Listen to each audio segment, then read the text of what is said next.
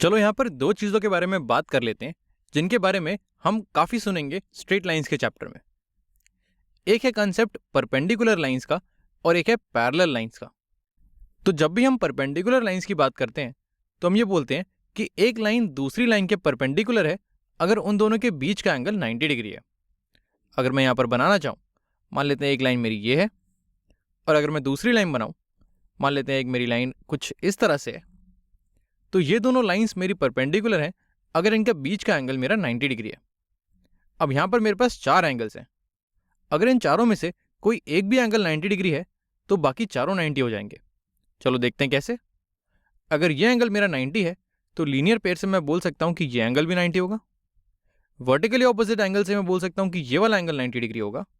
और यहाँ पर तुम लीनियर पेयर लगाओ या फिर वर्टिकली ऑपोजिट लगाओ या फिर कंप्लीट करो इस सर्कल को, ये वाला एंगल भी तुम्हें 90 डिग्री मिलेगा।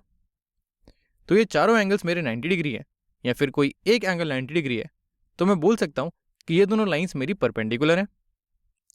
और अगर मैं पैरेलल लाइंस की बात करूँ तो पैरेलल लाइंस वो होती हैं अगर मैं टू डायमेंशनल सरफेस की बात कर रहा हूँ, यानी कि हम सिर्फ इस स्क्रीन पे मूव करेंगे, हम अपना पेन हवा में नहीं चलाएंगे। अगर मैं टू डायमेंशंस की बात करूँ तो पैरेलल लाइंस वो होती हैं जो कभी भी इंटरसेक्ट नहीं करती हैं, यानी कि जैसे रेल की पटरी की तरह अगर मैं इन दोनों लाइंस को बना दूँ, ये दोनों लाइंस सामने चलती जाएंगी लेकिन ये कभी ना तो यहाँ मिलेंगी ना कभी यहाँ पर मिलेंगी। तो ये दोनों लाइंस मेरी पैरेलल हैं, तो ये हो जाएंगी मेरी पैरेलल लाइंस और ये हो जाएंगी मेरी परपेंडिकुलर। अगर कोई और एग्जांपल है हमारे पास, मान लेते हैं हमारी लाइन कुछ इस तरह से है, एक लाइन ये है और एक दूसरी लाइन ये वाली है।